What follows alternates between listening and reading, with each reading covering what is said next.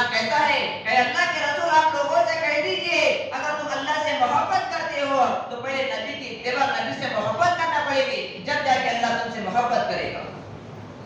अगर तुम दुनिया के बड़े से बड़े अमीर शख्स बनना चाहते हो तो नबी की शरीयत और नबी की सुन्नतों पर चलकर ही तुम बड़े बन सकते हो।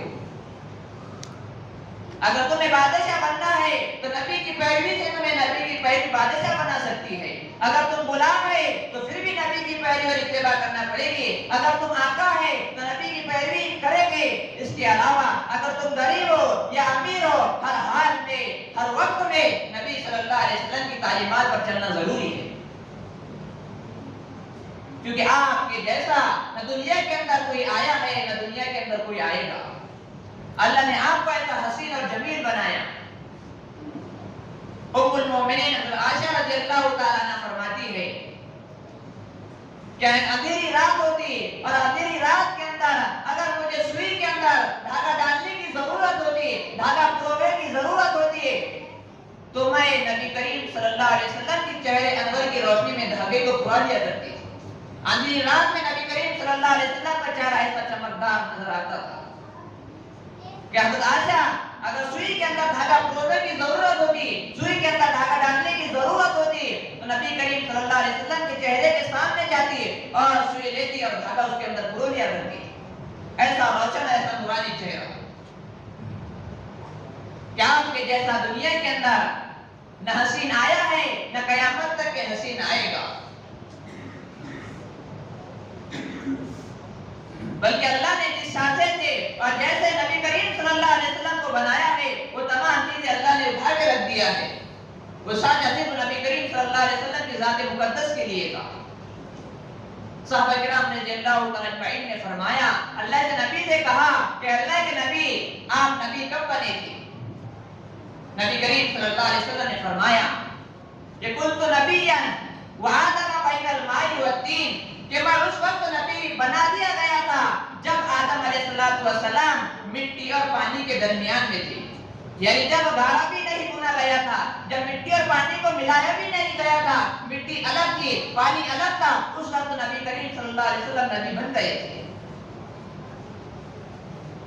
और अल्लाह ऐसी मोहब्बत करता है और ऐसी मोहब्बत करता है कि अर्श पर भी हमारे नबी का नाम अल्लाह के नाम के साथ में ला इलाहा इल्लल्लाह मुहम्मदुर रसूलुल्लाह मौजूद है। ऐसी मोहब्बत नबी करीम सल्लल्लाहु अलैहि वसल्लम पर जब कुरान नाज़िल होता, नबी करीम सल्लल्लाहु अलैहि वसल्लम से लोग मुंह चिढ़ाते, बुरा भला कहते, नबी करीम सल्लल्लाहु अलैहि वसल्लम को अफसोस होता, सोचते कि अल्लाह मैं क्या करूं, दिल के अंदर कुरान महसूस होती। अल्लाह तबारक व तआला की तरफ से गैर से आवाज आई, ए नबी आप फिक्र ना करो, हम आपके नाम को बुलंद करेंगे। वरफ़अना लका ज़िक्रक, हम आपके मर्तबे को, हम आपकी शान को बुलंद करेंगे। और बुलंद का कैसा तरीका? आज हम देखते हैं कि पूरी दुनिया के अंदर जब अज़ान होती है, 5 वक्त तो अज़ान दी जाती है, हर अज़ान के साथ में अशहदु अल्ला इलाहा इल्लल्लाह व अशहदु अन्ना मुहम्मदुर रसूलुल्लाह का नाम लिया जाता है।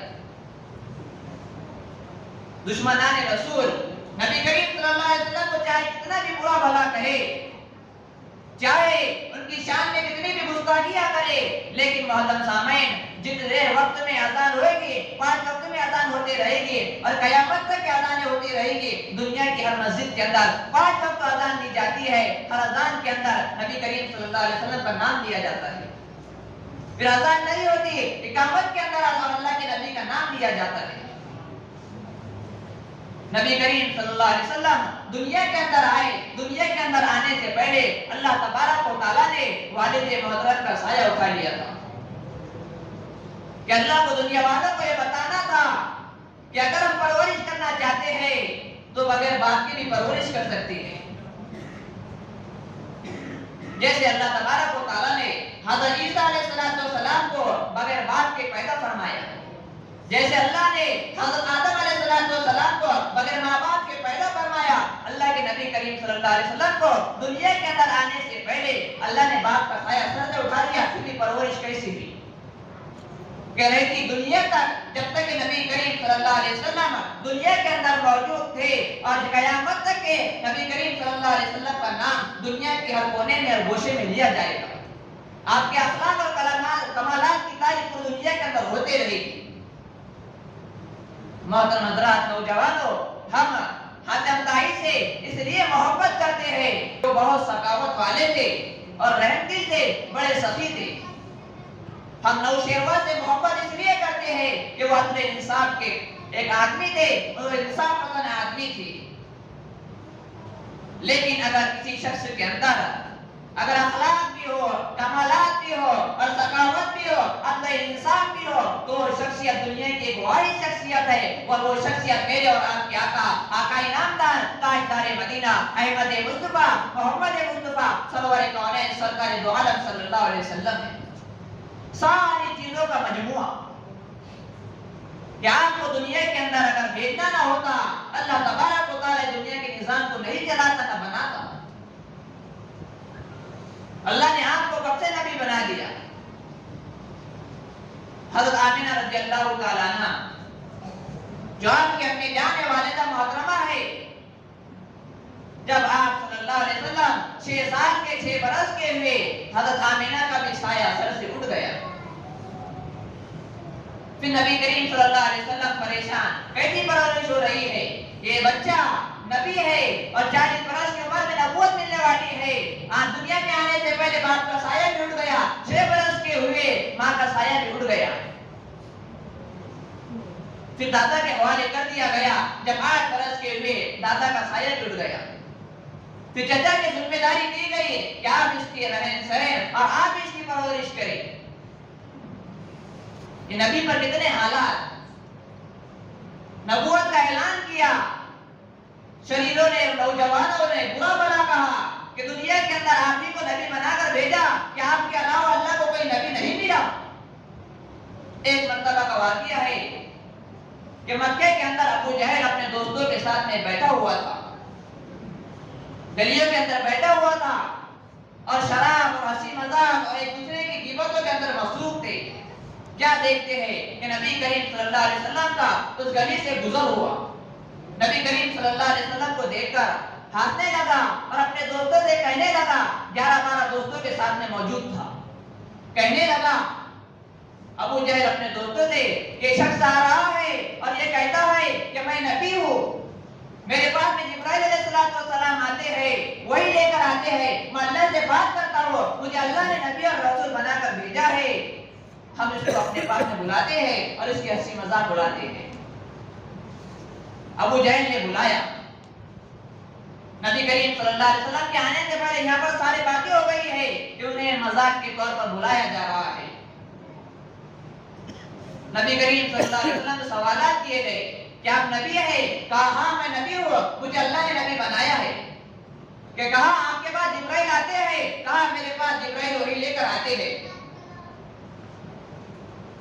फरमाया आपके हाथ में ईमान, लोग ईमान कबूल करते हैं? कहा हाँ मेरे हाथ में लोग ईमान लाते हैं।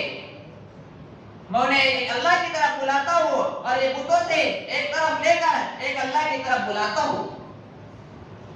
अबू जहल ने कहा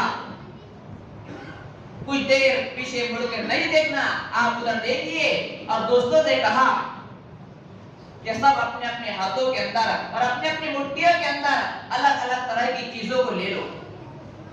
फिर हम इसे आजमाते हैं। ये भली बातें करता है कि मैं, मेरे पास में जिब्राइल आते हैं, मैं नबी और रसूल हूं। हम इसको देखते हैं और आजमाते हैं।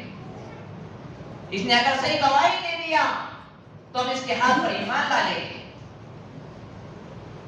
जो उसके साथ में, अबू जहल के साथ में 12 साथी थे, 12 दोस्त थे, उन लोगों ने, किसी ने अपने हाथ में कंकर को ले लिया, किसी ने अपने हाथ में मिट्टी को ले लिया, किसी ने लकड़ी के टुकड़े को ले लिया, किसी ने खजूर के छाल को ले लिया और किसी ने रेत के जर्रात को ले लिया और तरह तरह की अलग अलग चीजें सबों ने ले ली। नबी करीम सल्लल्लाहु अलैहि वसल्लम को कहा कि आप इधर देखिए। और अबू जहल कहने लगा, वहां का लीडर था, बॉस था, मक्के का रईस था, बादशाह था, कहने लगा, अरे मोहम्मद, अगर तू ये बता दे कि हमारी मुट्ठी के अंदर क्या है तो हम ईमान ला लेंगे। नबी करीम सल्लल्लाहु अलैहि वसल्लम हंसे और मुस्कुराए और कहा, अबू जहल चाचा जान, ये मुट्ठी पे, जो मुट्ठी